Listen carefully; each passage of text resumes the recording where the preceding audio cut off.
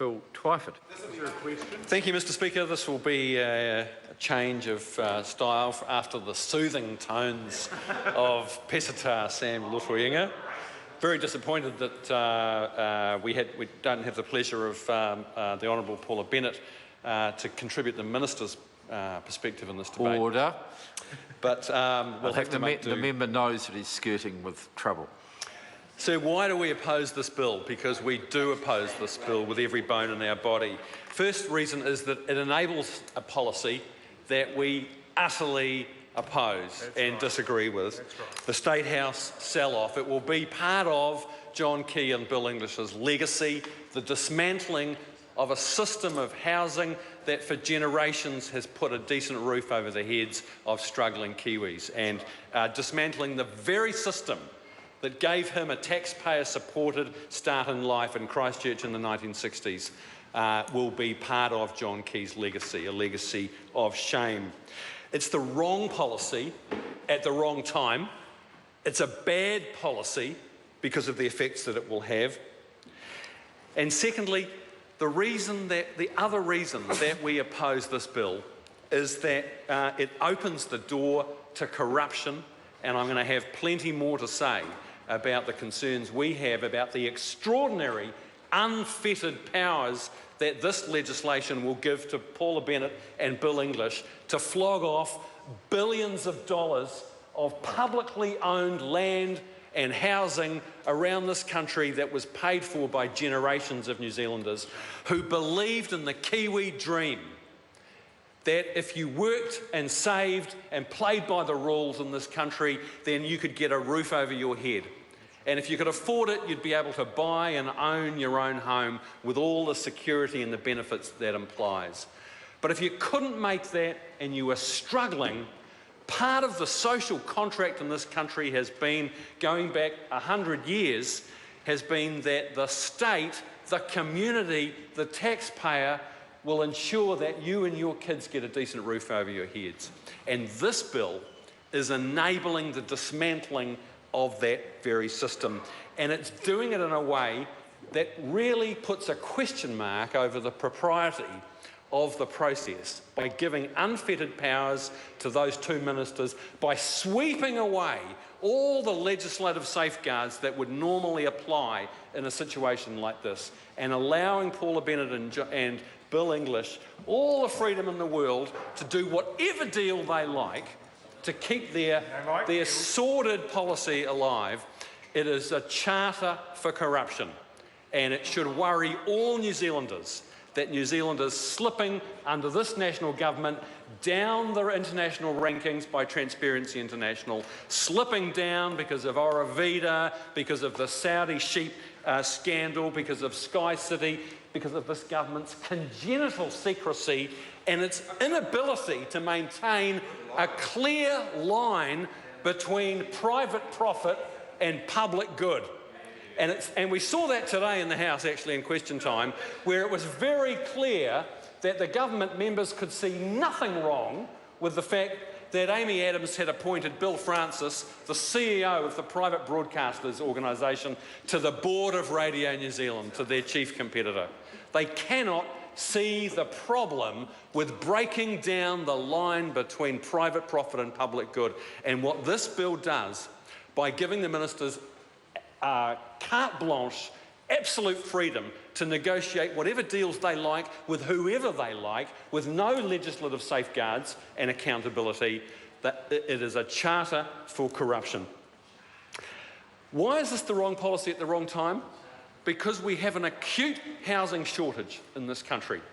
And if people listened to Radio New Zealand the other day and listened to the heart-rending report about working families with young children and babies left homeless, sleeping in their cars and being turned away by the Ministry of Social Development, they cannot even, under this national government, get on the waiting list for a state house. It is an absolute disgrace. And what did Paula Bennett, the minister who's responsible for this bill, what did she say when asked by Radio New Zealand about families with babies and young children sleeping in their cars?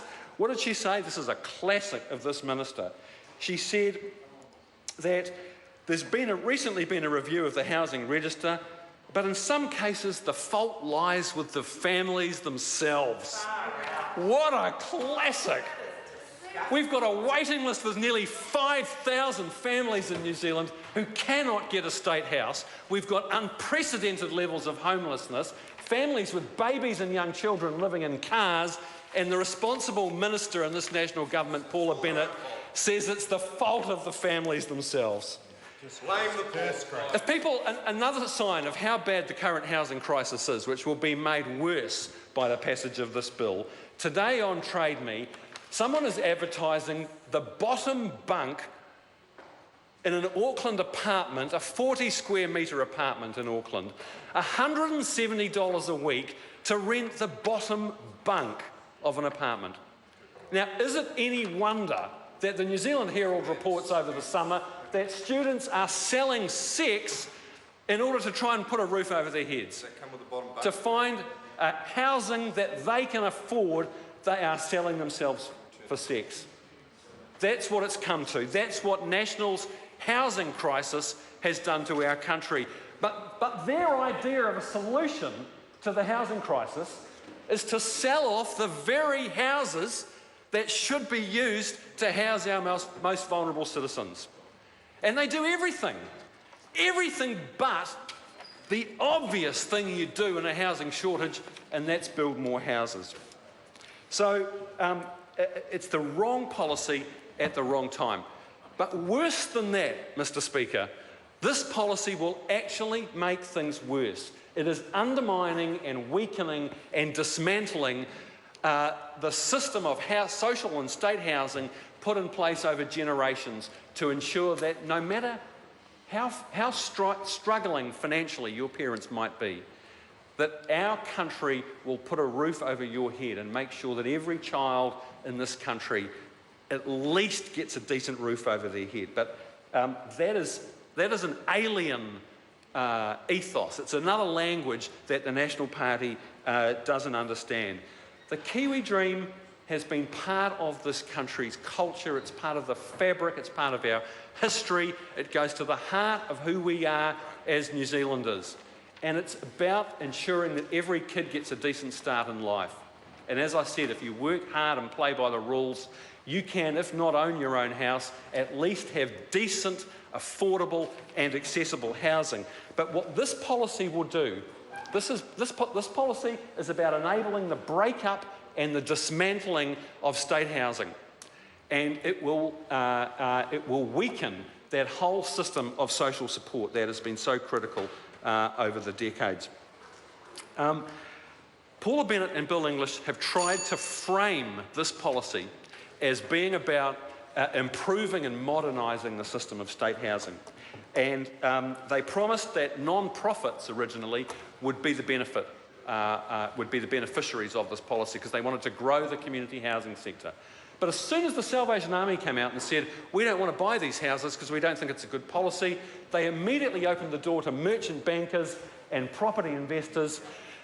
They said that state and social housing would be better administered by local groups who understand their communities better. But we know they're negotiating and talking with Horizon Housing from Australia and any number of other interests who are willing to buy these houses. They held a workshop towards the end of last year, and who attended it? The plenary group, the International Infrastructure Business, John Lang, the UK PPP firm, every merchant banker you can imagine. The whole meeting was dominated by lawyers, banks, consultants and developers. This is not about empowering the community housing sector. It is about flicking off billions of dollars of publicly owned land and housing to their cabinet club mates. All of the objections that we raised in the first reading of this bill have been ignored by the government. All of the concerns that were raised by submitters at the Select Committee have been brushed aside by the government members on the Select Committee and by the Minister. It's in the National Party's DNA, sir, to blur the boundaries between private profit and public good. That's what this bill does. and submitters came along to the Select Committee and raised multiple concerns about the unfettered powers given to ministers to dispose of these publicly owned assets.